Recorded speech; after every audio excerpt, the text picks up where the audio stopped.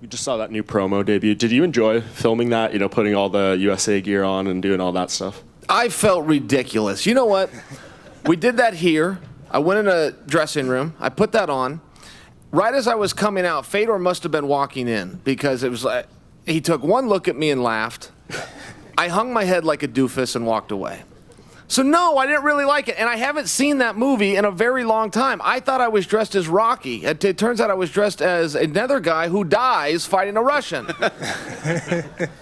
So no, I didn't enjoy it that much. But I kept it. I did keep it. Stole it from wardrobe. It's at home right now. Will you wear it again? But not for a promo. Maybe on Halloween. You said you wanted to come in a little lighter for this earlier in the week, like around 220, and you talked about your boxing prowess. Is the plan to outwork and outmaneuver and fatigue Fedor? Yeah, I think that's right. I mean, my plan's the same every single time. I've been at this sport for a long time, and I love to develop new skills. I love to learn. I think I am still developing and learning. But when I get in there, I go to plan A every time. The second they say fight, I'm going to come across that ring and get in a fight with Fedor. I am going to threaten and dare him the entire time to get him to swing that right hand. And the second he does, I'm going to come underneath him, put him on his ass against the fence, and beat a hole into his face for 15 minutes or until he gives up. He can know that game plan. He can watch me do the game plan. That's my game plan. He may knock me out with one of those right hands. I've never dealt with Fedor, power like I'm going to have to deal with Fedor, but that's what this is. If I can get to him, it's going to be a long and annoying night for him. And if he can get to me, it's going to be a short and embarrassing night for me. And one more for Fedor. Why? Why would you ask a question of Fedor? What are you expecting to get from this? You could take the J train downtown, just ask your question to the Brooklyn Bridge. And architecturally, it would be more stimulating than you're going to get from Fedor. Have you seen him with his shirt off? Yeah. Rethink that. Ask me another question. You talked about his power, Chael, and how you're concerned with it. Is that the other reason you want to be light, so you can avoid that right hand? Yeah, I don't want to get hit with that thing. I watch so many people be a highlight reel, and I've seen about everything out there in my career, better or worse, training situations. I have never seen power like this. I couldn't believe some of the stuff I was seeing. He was throwing punches and coming off of his feet.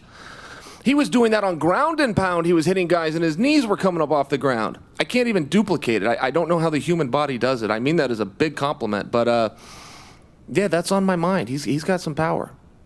And the question I had for Fedor, the promo that you just saw, how did you react to it when you first saw it? What was your feelings about it?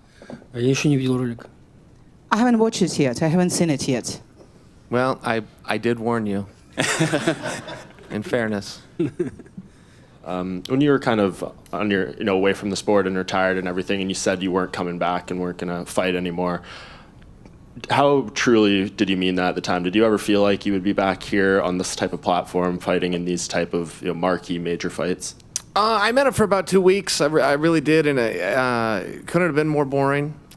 Fighting is my social life for a large part too. Going to the gym and that lifestyle and those interactions. And I was bored. I was lonely, and I wanted back. So what does it mean to you to be back now?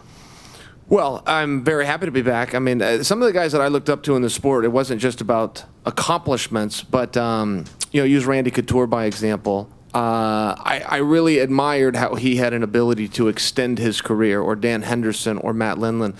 And, I came after those guys. I looked up to those guys, but I also was jealous of them. I wanted to take their championships. I wanted to win those same things for myself. But that's also one of them. I look at it a lot. Randy Couture made it till he was 47 years old at the highest level of the sport. Dan Henderson to 46. Matt Lindland to 42.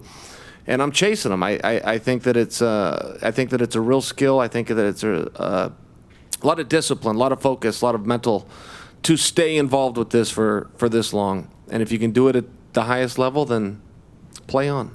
And you obviously have a ton going on outside of competition itself. So what do you feel like will be the moment that makes you move away from being an active fighter completely? Well, every fighter's career ends the same, which is face down and embarrassed. And I'm not going to be any different. I will leave it on the table. You know, Benson just said, ride it till the wheels fall off. But I would hate to leave something on the table. I look back at my own wrestling career, which ended in 2000. And I've always wondered, what would have happened if I stuck in one more cycle? Could have I made the Olympic team? So, you know, I'm not going to do that in this sport if it's up to me. Ultimately, it won't be up to me. Coach Clayton will grab me someday and say, you're not what you used to be, and we're done. So until I get that call, I'm going to fight.